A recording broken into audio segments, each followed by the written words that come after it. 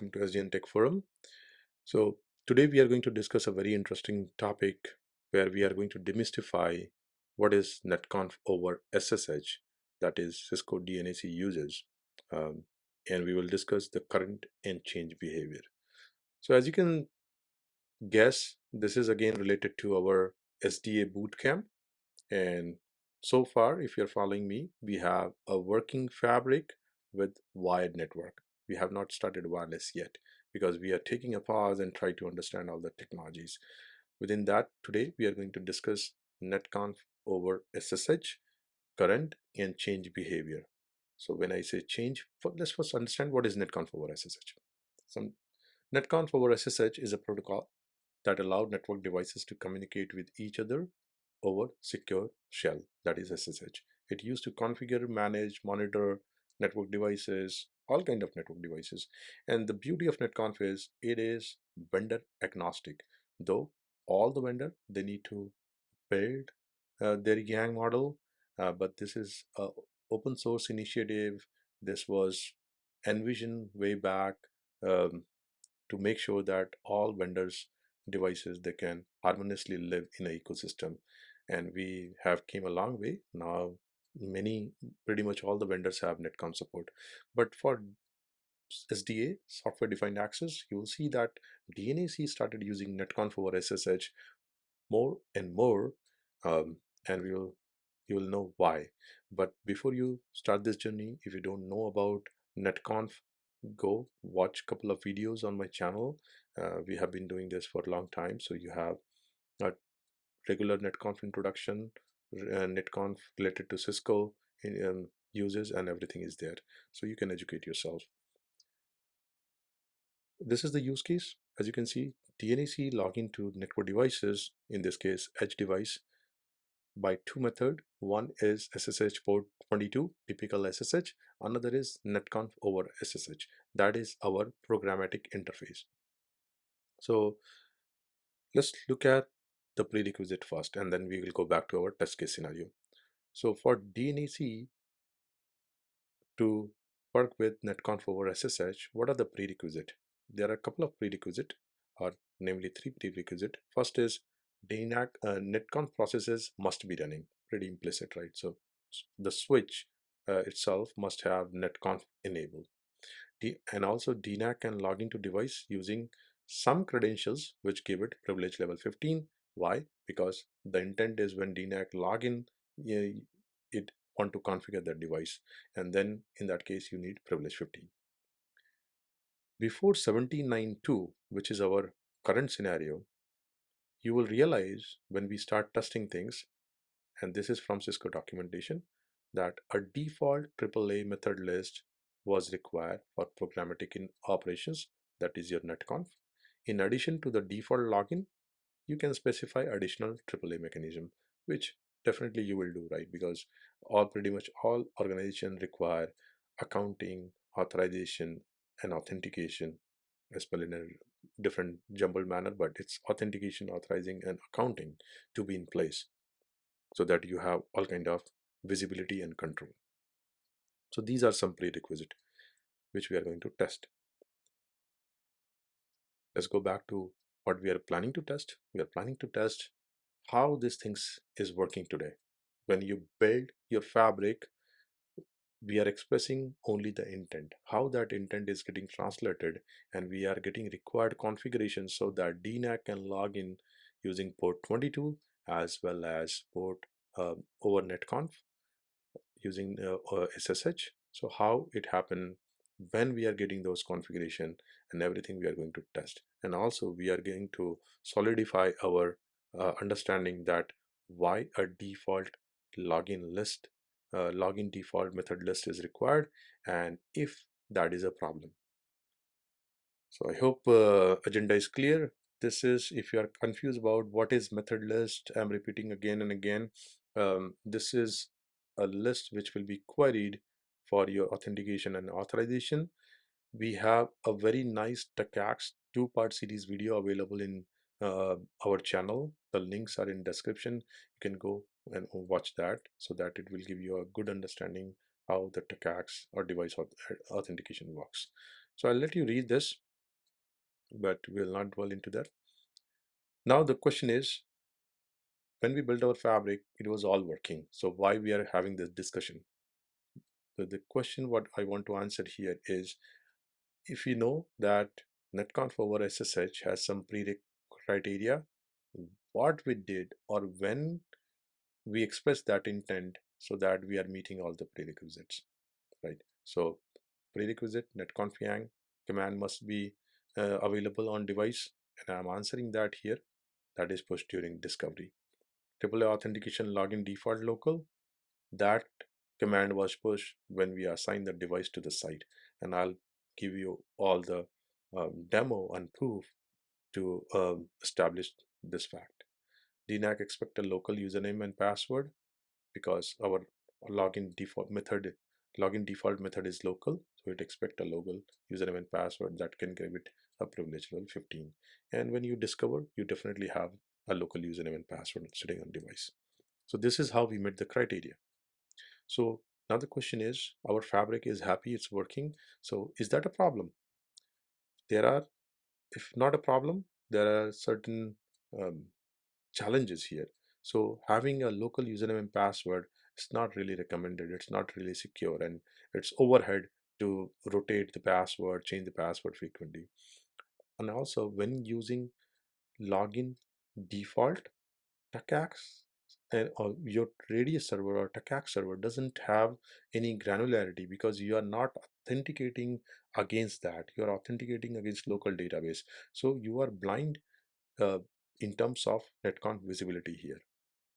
And also, if you happen to tweak the configuration and change it from local to named method list, which we are going to do, you can bypass that accounting issue, but then you run into a situation where you have to maintain multiple um, uh, method list, right? One for SSH and one for netconf, which again is not very optimal. So there are some issues which we want to solve using the new iOS XE 17.9.2, and hence we are having this talk. So what is changing with 17.9.2? How we can avoid local authentication, how we can have just one single authentication which give me access over SSH and at the same time netconf over SSH. So that's all what we are going to see. So generally you saw me talking or giving you a demo kind of thing, but for this we are going to stick to the documentation. And the reason behind that, we want to run some test cases and watch the debugs on device. De- with debug, a demo is very difficult because you get a whole lot of information there, and it's very difficult to filter out things what we want to stick to. Hence I tried my best to come up with a documentation which satisfy and prove all our scenario. I hope this will be good, but if you feel otherwise, please uh, let me know in the comment section and I can do a demo as well. So let's start with our agenda. The goal of this document, please pardon some typos here. The goal of this document is to understand the netconf over SSH behavior in detail, current behavior, and a new behavior with 17.9.2. So we have a base case. What is base case? Base case is we are meeting all the prerequisite. That means we have netconf process running, we have a credentials sitting on locally on device, and we have a default method list, right? This is the method list, the same thing what you saw before. So base case is we have a working fabric, and now we will retrospect and try to see when we got those command to meet the prerequisite. So as you can see, the device under test is running 17.3.5. And once you discover this device using netconf credential, and netconf credential, that means it's not like a username and password. All you have to do when you discover your device, you have to toggle this switch here for netconf. By default, the port is 830. Once you toggle this switch and run your discovery alongside with other command controllability, you'll get some commands typical related to netconf, and that's what I'm showing you here. Not everything, but just for netconf. As you can see, we are getting two commands, netconf yang and netconf yang SSH port 830. DNAC is pushing that command during discovery. Once The after effect of that command is, if you go to the switch and run verify your netconf yang status, you will see it is enabled and it is using port 830. So the first prerequisite is met by discovery. The second requisite, which is a default login method, when we get that when you assign your newly discovered device to the site. When you create site, you attach some authentication server, NTP server, etc. there, and then you assign a device to the site. What happens when you assign the device to the site? All those settings get inherited or translated as a command line and get inherited on the device. So here you can see I'm doing a def because if you remember, we whenever we are doing a milestone, we hit a milestone, we used to take a copy backup of the configuration in Flash. So now I have a configuration backup from assign site uh, milestone, and I'm doing a diff between them. That tells me that AAA authentication login default local, AAA authorization exec log default local. These commands were pushed during the site assignment, and that's when DNAC can actually authenticate and log in to device using Netconf over SSH. So this is how the prerequisites are were met. So this is our base case, right? So uh, this is our base case, and now we'll double click and try to see uh, which method list are picked as a part of SSH versus netconf over SSH. And for that, what we are doing, we will run debug AAA authentication on switch, and from DNA Center, we will try to log into device using two methods. So focus on this picture. This is what we are going to test in multiple scenarios. Okay, every time when we verify, we will use our DNA Center to log into the device using port 22 and uh, using port 830 with netconf subsystem. So this is a typical SSH DNAC username and device name. You can see what is the method list was picked. VTY authentication. Where is that? If you see, we have a AAA authentication login, VTY authentication, and that goes to our TechAX, right? So for typical SSH, a method list is picked, which is VTY authentication. However, when I try to SSH using netconf subsystem on port 830, you should see that pick method list is now default. And let's go back and see what we have in default. We have local. That means it is asking the switch to validate or query the local uh, database.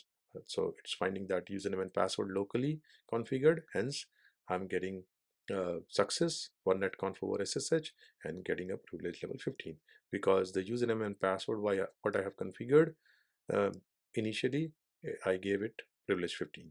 So this is our base case, and I think the caveat or issues for the base case we have already discussed, that with local we lose the accounting.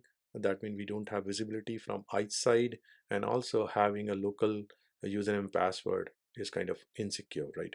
This is the authentication report from ICE, and with base case only SSH port 22 is authenticated, or that authentication request goes to ICE, and hence you can see NAS port ID is TTY. That means it's coming on our um, telnet or SSH line, and it is getting authenticated. Right. So you understand the behavior now. Um, in the current situation 1735, what is the prerequisite, how those prerequisites are met, and what are the challenges with the current behavior. Now we will do a couple of test case to validate or prove that whatever assumption or prerequisite we are putting on the table, it is a fact. So we will do some testing. What kind of test we will do? First, we will test case 1, configure default name list same as VTY. So we know that we have a named method list called VTY authentication, which is used to authenticate SSH connection. What we will do, we will change our default method to the same as VTY authentication. So what I did here, I made some of those changes, and now you can see AAA authentication login default instead of local. Now it is actually using the same group, same server group, DNAC network radius local group, right?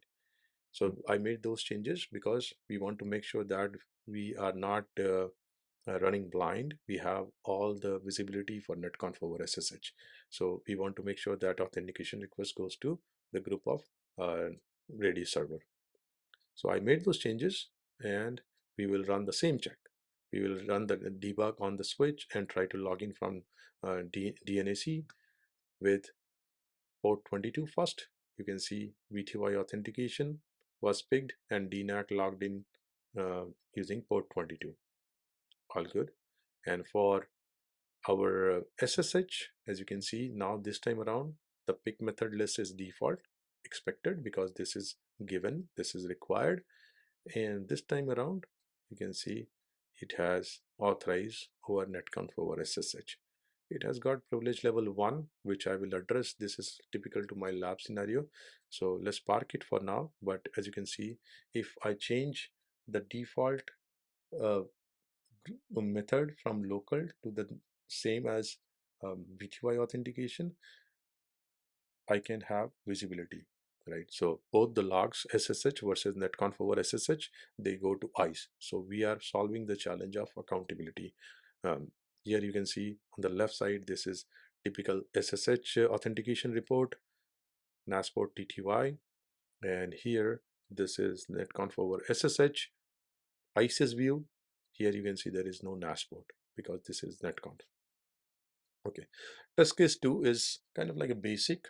What we want to do, we want to just remove the AAA authentication login default entirely, just to prove that the requirement is a fact.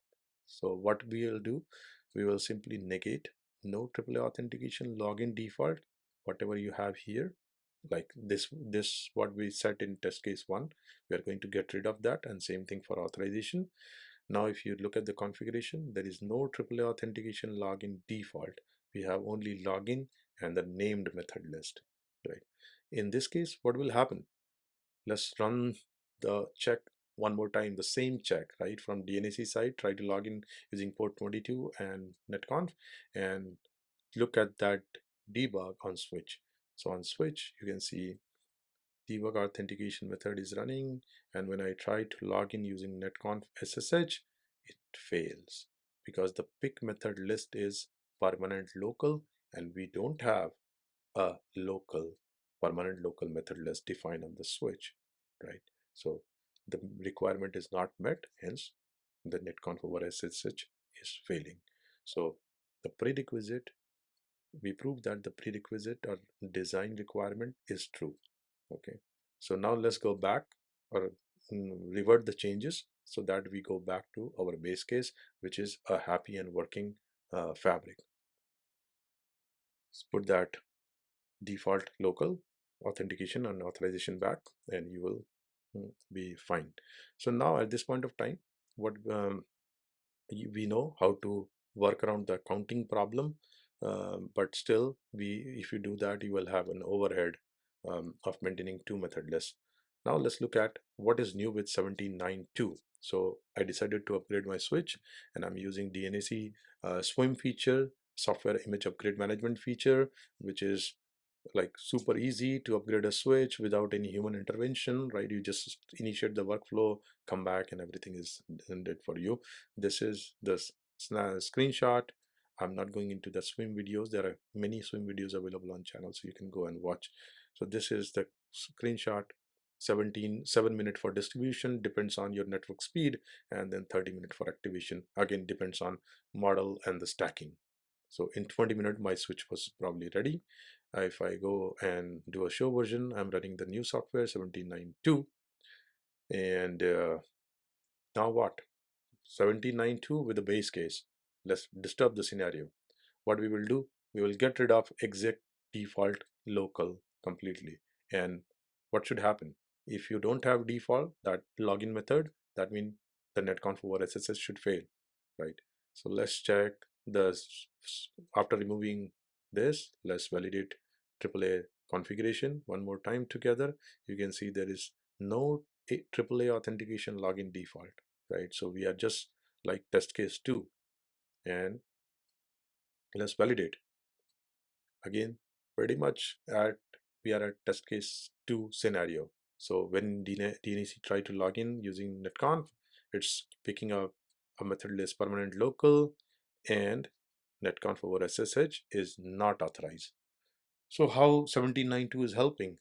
This is just like some earlier old version, right? So the big question is why 1792? What is changing? How it is going to help us uh, overcome the challenges what we have seen with login method default? All right. So here is the magic commands. What you have to do, you have to apply these two commands, yang interface AAA authentication method list, and match this method list to the one you are using for your TTY or SSH authentication. And let's read this command. Let me tell you how to read this command. So basically what you're saying that yang interfaces is equivalent to netconf. Netconf uses yang, and yang interfaces is nothing but your netconf over SSH, right? So you are telling the device that for netconf connections, the connections which are coming on netconf, that is yang interface, use this for authentication and authorization. What? AAA authentication method list, and we are dictating or setting the method list or encoding the method list, hard coding the method list here. Too many metaphors, sorry about that. Hmm. AAA authentication method list, use VTY authentication. AAA authorization method list, use VTY author. And this is not an IBM config. You need to use this uh, maybe going into command line, but again, we don't advocate individual configurations. So probably you should use template editor because you may have a large number of devices. So you need to know what is your SSH method list. And most of the time, if it is a fabric, DNAC fabric, it's VTY authentication and VTY author. Then make sure you are setting up these two commands and telling switch to, for any netconf connection, use this method list. So now we have set this command. Let's validate and see if it listens to us. So we are going to do the SSH for netconf over SSH, and now you can see pick method list is VTY authentication. Voila. For the very first time in this video, we have seen that for SSH, you can pick a method list in anything else other than default. And this is, in this instance, we are using VTY authentication, which we hard coded here, right? So we are good, and you can see user authenticated successfully for netconf over SSH. Voila, we are golden. So this is all I wanted to show you for the new behavior and how it is helping us to overcome the challenges what we have seen in versions before 1792, right?